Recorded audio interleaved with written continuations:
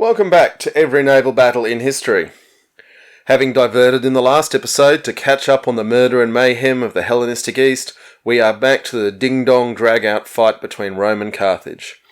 This episode takes in the Battle of the Aegates in 241 BCE. By 241, both sides had been exhausted by the fighting, remembering the war started in 264. To recap the First Punic War, the Romans built a huge fleet from scratch, and enjoyed a stunning string of victories thanks to the powered boarding plank called the corvus, which let their superior infantry win battles at sea. And then discovered why building large heavy structures onto the bows of lightweight oared ships is a bad idea, as a string of storms sunk hundreds of their ships. Ironically, around the same time the Carthaginians proved themselves to be a match for the Romans in land battles. Fighting the Carthaginians on more even terms at Drepana, the Romans lost badly, and for a while gave up on contesting the seas. Carthage in turn couldn't afford to keep its fleet at sea, and laid the ships up, redeploying the rowers as soldiers. If you want to play what if, around this time Carthage approached Ptolemaic Egypt for a loan, which was declined. If Egypt's rivers of gold had poured into the Carthaginian coffers, our world would be very, very different today. The island of Sicily remained the main focus of the conflict. The Greek city of Syracuse remained independent in the southeast of the island, and Rome had conquered most of the way to the west coast, where the Carthaginian fortress ports of Lilybaeum and Drepana held out against siege with supply from the sea. Ironically, this had been the position since the start of the war, and all the Sturm und Drang in between had not really moved the needle much. Carthage had always planned to let the Romans exhaust themselves in the field while waiting behind the walls of their forts. It had been a winning strategy for them before.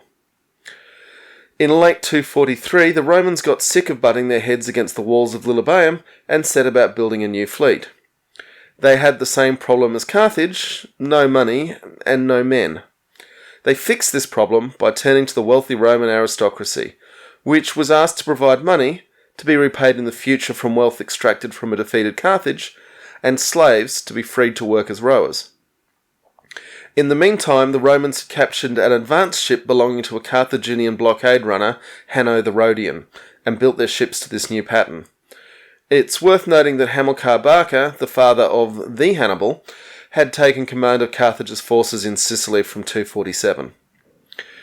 The new Roman fleet of 200 warships succeeded in cutting off the Carthaginian garrisons. Carthage responded by readying a force of 250 warships, but didn't have the manpower to fully crew them with fighting men, or the time to train the crews properly. They came up with a cunning plan, though. The garrisons in Sicily had lots of men they were struggling to feed. So they loaded their ships up with food to resupply the garrisons, then they would fight their way into the Sicilian harbours, drop off the food, take on board the fighting men, and then go sort out the Roman fleet. This is, of course, a very complicated plan to pull off, with lots of things that could go wrong. Assembling their supply fleet in early March off Hera, the westernmost part of the Aegates Islands, the Carthaginians, under another dude called Hanno, not to be confused with the other ones, waited for a westerly wind to sweep them in fast past the Romans. The Roman scouting forces had spotted this activity, and the Roman admiral Quintus Valerius Falto moved the fleet up to Aegusa.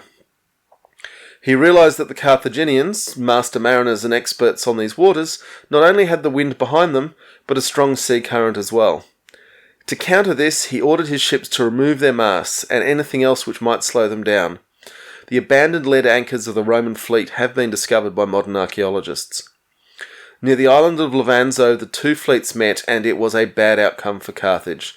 Lacking the troops they were supposed to be meeting up with barely trained crews, and overloaded with supplies, the Romans smashed them. The Romans sank 50 ships and captured another 70, as well as 10,000 men Carthage could not afford to replace. Only a shift in the wind let the remnants of the Carthaginian fleet escape under their sails, with the Romans unable to pursue, having stripped away their masts. Surveying the disaster, the Carthaginians considered building another fleet, but determined that the forts in Sicily would be starved out before such a force could be built, even if they could pay for it or find the crews.